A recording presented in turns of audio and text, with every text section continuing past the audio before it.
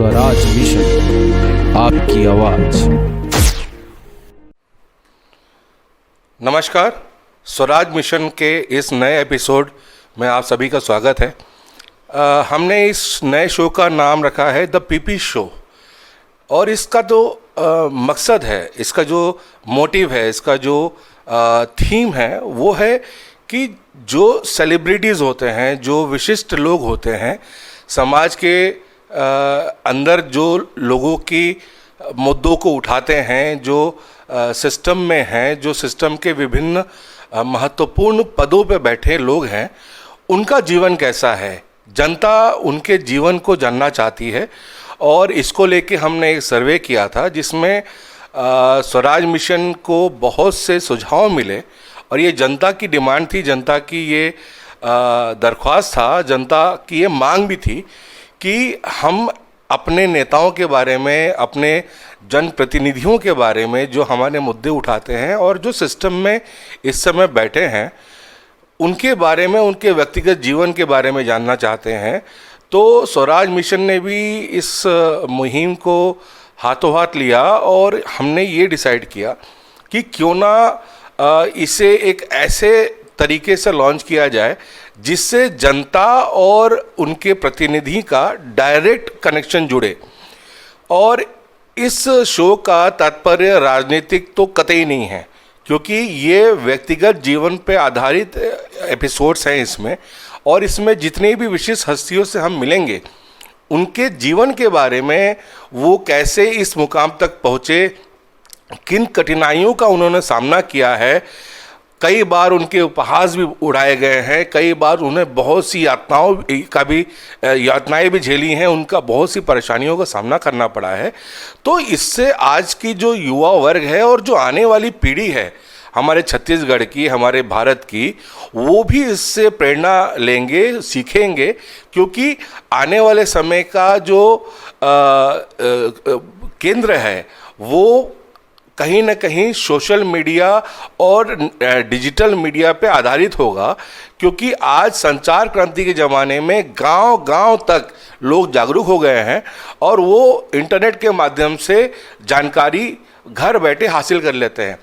तो आइए इसी कड़ी की शुरुआत करते हैं। और इस शुरुआती एपिसोड में हमारे साथ मौजूद है कबीर शोधपीठ के अध्यक्ष कुणाल शुक्ला जी। कुणाल शुक्ला जी के बारे में मैं नहीं बताऊंगा।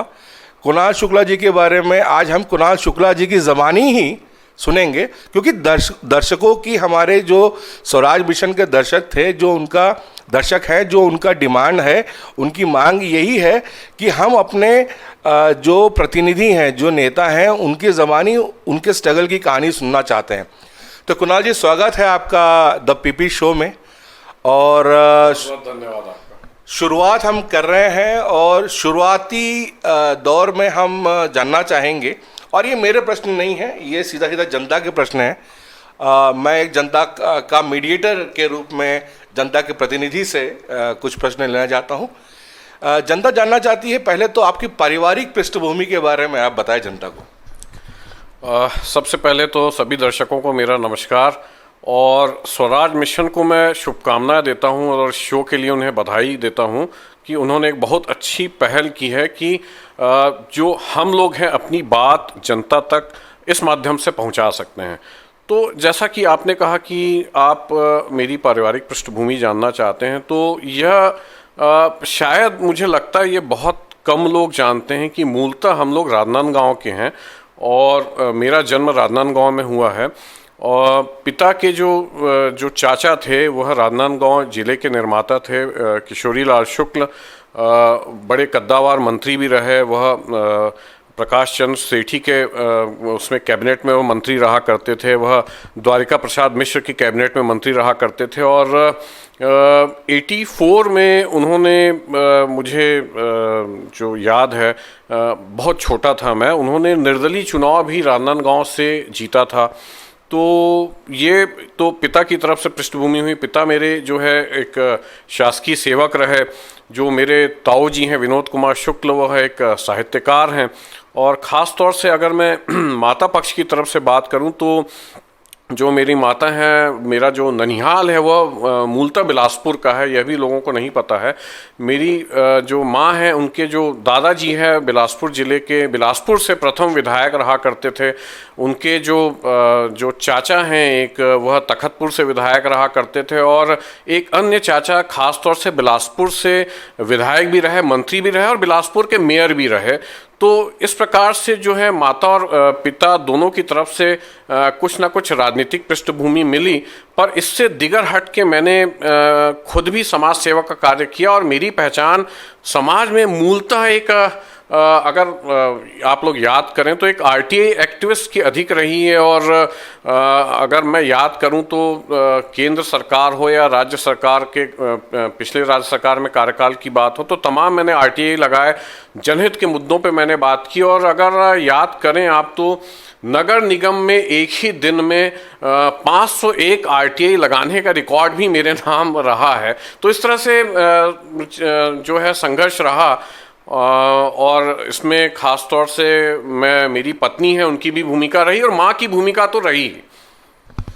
माँ की भूमिका रही, और माँ ही पहला शिक्षक होती है बच्चे की, और माँ से ही बच्चा बहुत कुछ सीखता है।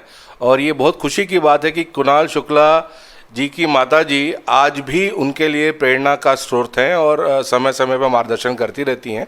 मैं व्यक्तिगत रूप से भी कुणाल शुक्ला को जानता हूं, और उनके जो स्ट्रगल है वो देखिए, इंसान जो होता है, जो समाज होता है, वो आज जिस पद पे जो व्यक्ति विराजमान है वो उसे वो दिखता है, पर उस पद तक पहुंचने के लिए जो स्ट्रगल, जो यातनाएं उसने झेली है, जिन कांटों के राहों पे वो चला है, उसके बारे में कोई नहीं जानता।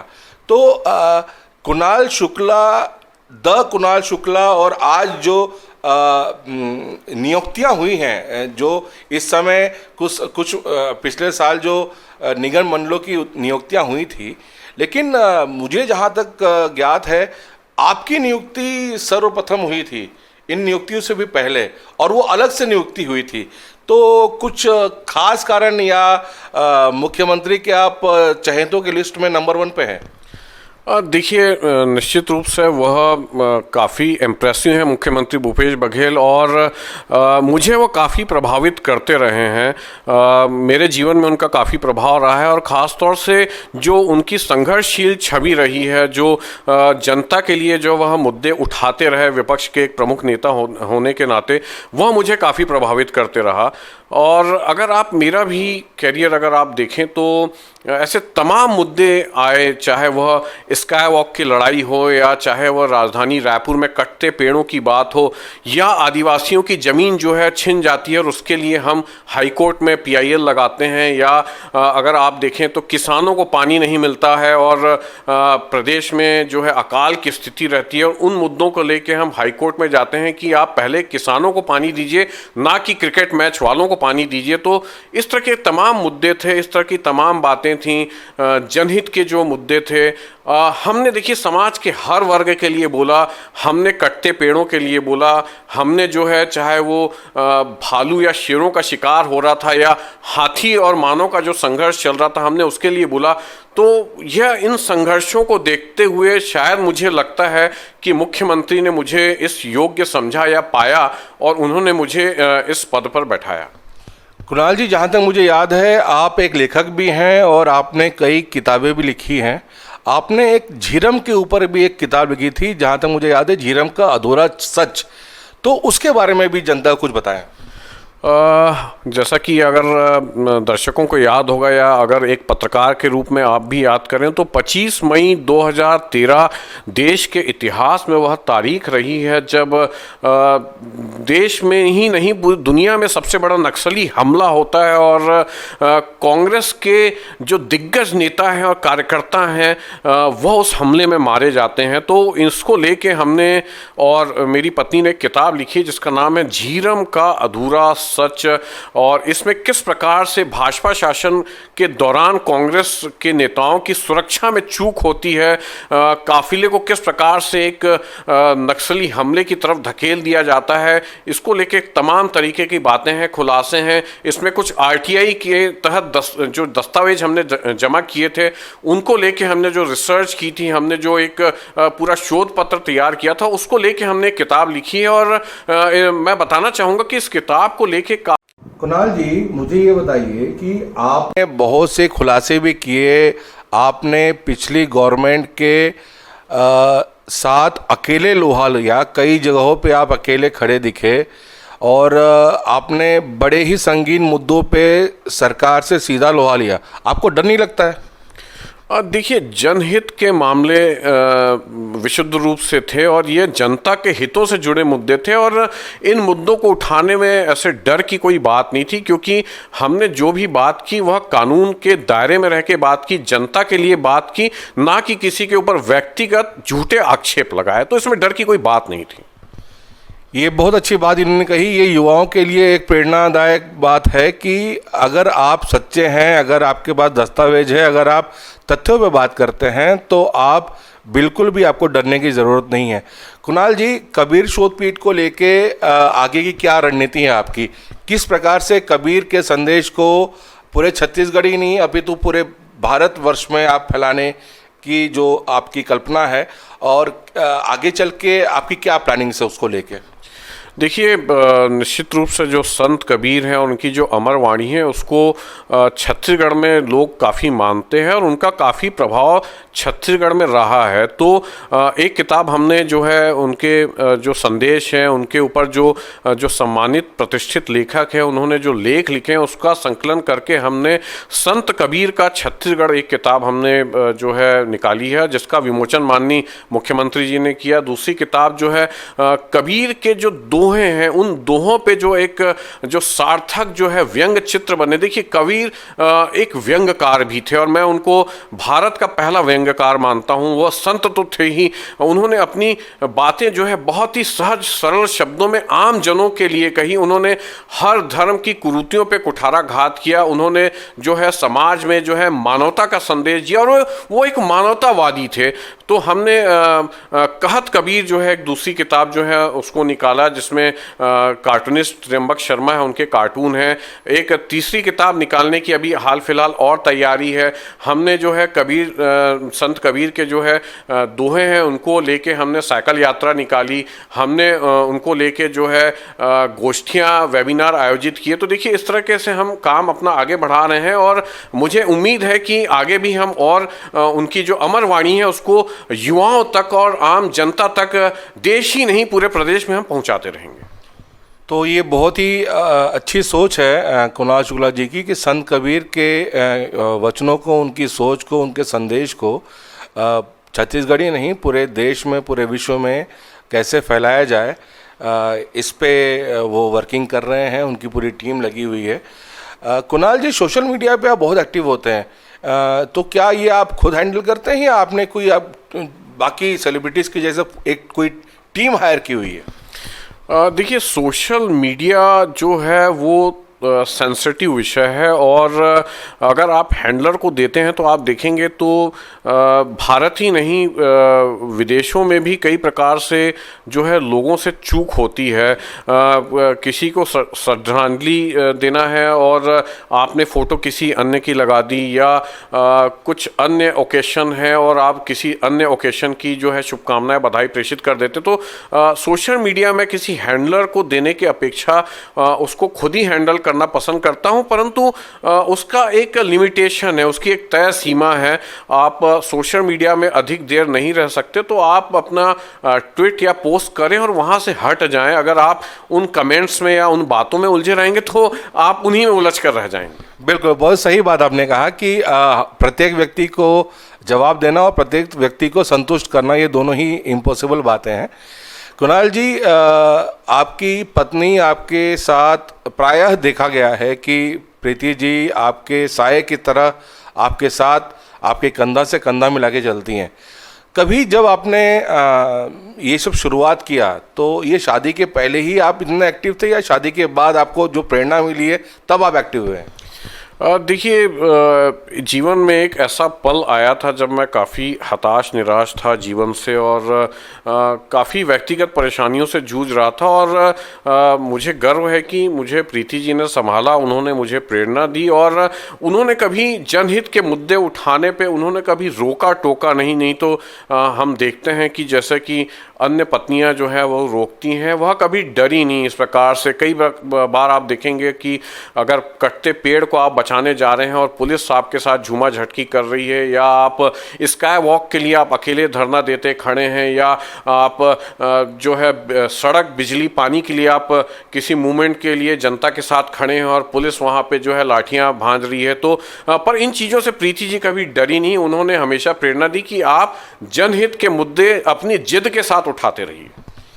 बिल्कुल, अगर धर्म पत्नी का या हमसफ़र का साथ मिले तो मंजिल बहुत आसान हो जाती है और मुझे लगता है कि ये एक बहुत बड़ी बात है और ये आज के युवा वर्ग के लिए भी और आने वाली पीढ़ियों के लिए भी ये एक सकारात्मक संदेश है कि आफ्टर मैरिड लाइफ भी आप अपने गोल्स को, आप अपने विचारों को, आप अपने मंजिल को हासिल कर सकते हैं, बशर्ते आपकी जो हमसफ़र हैं, आपकी जो पत्नी है, आपकी जो रहगुज़र हैं, जो साथ में आपको समर्थन करते हैं और जो साथ में आपके सुख और दुख के साथी होते हैं, वो भी अंडरस्टैंडिंग नेचर के हों। कुणाल जी, एक अंतिम प्रश्न।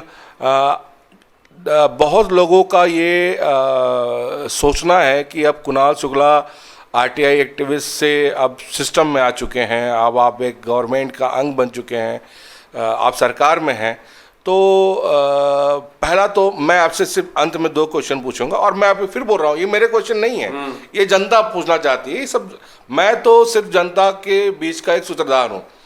जनता ये जानना चाहती है कि पहले तो आपका एक रुझान कि सरकार छत्तीसगढ़ में भूपेश बघेल की कांग्रेस सरकार को 3 साल हो चुके हैं, तो 3 साल की सरकार को आप कैसे देखते हैं, जिसमें ऑलरेडी 2019 के बाद से तो हम सब लोग कोविड के दौर से गुजर भी रहे हैं, तो कितना टफ और कितना चैलेंजिंग था सरकार के लिए? देखिए, निश्चित रूप से एक चैलेंज तो था। जिस प्रकार से इन 15 वर्षों में उस कमीशन वाली सरकार ने छत्तीसगढ़ और छत्तीसगढ़िया को चूज दिया था, तो एक छत्तीसगढ़िया मुख्यमंत्री के लिए एक बहुत बड़ा चैलेंज था। और देखिए, मैं गांधी और नेहरू की विचारधारा से काफ़ी प्रभावित रहा हूं और मुझे लगता है कि इस गांधी और नेहरू की विचारधारा को भूपेश बघेल सरकार छत्तीसगढ़ में क्रियान्वित कर रही है। जो गांधी का सपना था, एक कुटीर उद्योगों का भारत, एक ग्रामीण अर्थव्यवस्था का भारत, तो वह भूपेश बघेल उसको उस सपने को साकार करते हुए दिखाई दे रहे हैं। आप देखेंगे कि किसान आज खुशहाल है, आज छत्तीसगढ़ में किसान खुश है, आज बेरोजगारी दर छत्तीसगढ़ में काफ़ी कम है। आज जो पूर्ववर्ती भाजपा सरकार जो थी, उन्होंने आदिवासियों से ज़मीन जो है स्टील प्लांट के नाम से छीन ली थी। यह सरकार जो है उन आदिवासियों की ज़मीन जो है वह वापस कर देती है। अगर सरकार तेंदुपत्ता संग्राहकों का बोनस बढ़ा देती है तो इससे अच्छी और क्या बात होगी। सरकार जो है बच्चों को, छत्तीसगढ़िया बच्चों को कुपोषण से मुक्ति दिलाने का प्रयास करते दिखती है। सरकार दृढ़ प्रतिज्ञ दिखती है। ग्रामीणों तक जो है मेडिकल सुविधा पहुंचे, इसके लिए मोबाइल मेडिकल यूनिट घूमते हुए दिखते हैं शहरों और गांवों के स्लम एरियाज में, बस्तियों में। तो देखिए, सरकार मुझे तो बहुत अच्छा काम करते हुए दिख रही है और निश्चित रूप से इसके लिए मुख्यमंत्री भूपेश बघेल बधाई के पात्र हैं। मैं उनको धन्यवाद देता हूं, साधुवाद देता हूं। भूपेश बघेल के कामों की चर्चा उत्तर प्रदेश में भी इस समय बहुत हो रही है। कल ही जो कांग्रेस पार्टी ने उत्तर प्रदेश में अपना चुनावी घोषणा पत्र को जारी किया, उसमें कम से कम 4 योजनाएं छत्तीसगढ़ मॉडल का काफ़ी बोलबाला रहा। जैसे गेहूं के मूल्य की बात हो 2500, और उसके बाद वहाँ जो गोबर खरीदी की बात हो, जो गोधन योजना है, इसके साथ साथ बिजली बिल हाफ करने की भी बात की गई है। और कोविड के दौरान जो कर्ज जो लिए हुए हैं लोग, या जो भार पड़ा, अतिरिक्त भार पड़ा, उसको भी बिजली बिल हाफ और कोरोना का भार होगा साफ। उसमें प्रियंका जी मुस्कुराई भी थी। तो छत्तीसगढ़ का बोलबाला है, तो क्या लगता है कि वाकई जैसे छत्तीसगढ़ में जादू चला 2018 में, उत्तर प्रदेश में भी इस बार ऐसा कुछ होने की संभावना है? क्योंकि छत्तीसगढ़ के मॉडल की बहुत चर्चा हो रही है और मुख्यमंत्री, छत्तीसगढ़ के जो मुख्यमंत्री भूपेश बघेल है, वो वहाँ पे उनकी सक्रिय भूमिका भी है। देखिए, निश्चित रूप से मुझे लगता है कि जो छत्तीसगढ़ मॉडल है वह यूपी ही नहीं पूरे देश में उसको एक सफल मॉडल के रूप में देखा जा रहा है। और आज ही मैं समाचार पत्रों में पढ़ रहा कारण जो है उस कर्जा माफ़ी के कारण जो है बाजार में रौनक बनी रही, जो है लोगों के पास, व्यापारियों के पास परचेस पावर बना रहा, और हम उस बेरोजगारी के दलदल में जो है छत्तीसगढ़ को उतरते नहीं देखे इस कारण। तो मुझे लगता है कि देखिए, ऐसा है कि अब परिणाम क्या होगा नहीं होगा ये तो आने वाला समय बताएगा, परंतु इतना तय है कि लोग और जनता अब भाजपा से उकता चुके हैं, ऊब चुके हैं। कहाँ गए 2 करोड़ रोजगार जो प्रतिवर्ष देने वाले थे? कहाँ गए वो 15 लाख जो मोदी जी सबके खाते में डालने वाले थे? इस तरह के तमाम वायदे हैं। ना तो लाल लाल आंखें पाकिस्तान को दिखाई दी, ना तो चीन को दिखाई दी। आज चीन जो है अलग कब्जा किए हुए है। आज चीन जो है भारत के पड़ोसी देशों में अपना प्रभाव बना रहा है। तो आप विदेश नीति आपकी फेल है, आपकी आर्थिक नीति फेल है, आप सामाजिक जो दृष्टि से है भारत को कमजोर आप कर रहे हैं। तो देखिए, लोग अब उकता चुके हैं और मुझे लगता है कि आने वाले समय में जो छत्तीसगढ़ मॉडल है वह देश में एक मील का पत्थर साबित होने जा रहा है। छत्तीसगढ़ मॉडल मील का पत्थर साबित होगा, ये कहना है कुणाल शुक्ला का, और ये देश में दिख भी रहा है। छत्तीसगढ़ के मॉडल की बहुत चर्चा हो रही है। जनता एक अंतिम प्रश्न पूछना चाहती है कुणाल जी, अगले साल छत्तीसगढ़ में चुनाव है, तो क्या अब आरटीआई एक्टिविस्ट से सिस्टम में आने के बाद, चूँकि अब आप एक संस्था में हैं, आप एक संस्था के अध्यक्ष हैं और आप सरकार में हैं, तो क्या आने वाले समय में कुणाल शुक्ला को हम विधानसभा चुनाव लड़ते हुए भी देख सकते हैं? देखिए, अब लड़ते हुए देख सकते हैं नहीं देख सकते ये तो मैं नहीं कह सकता, परंतु आप मुझे जनहित के मुद्दों पे आने वाले समय भी लड़ते हुए देखेंगे। बहुत ही सजा हुआ उत्तर दिया कुणाल शुक्ला ने। एक कुशल राजनीतिज्ञ की यही पहचान होती है। और कुणाल जी, आपने अपना बहुमूल्य समय हमें दिया और इस शो के लिए जो आपने हमें शुभकामनाएं दी उसके लिए बहुत बहुत धन्यवाद। और आज के एपिसोड में बस इतना ही। अगले एपिसोड में एक नई हस्ती के साथ, एक नए चेहरे के साथ मिलेंगे। तब तक के लिए नमस्कार। मैं प्रकाश पुंज पांडे, आपका होस्ट। ऐसे ही अपना प्यार बनाए रखिए और देखते रहिए स्वराज मिशन में द पीपी शो।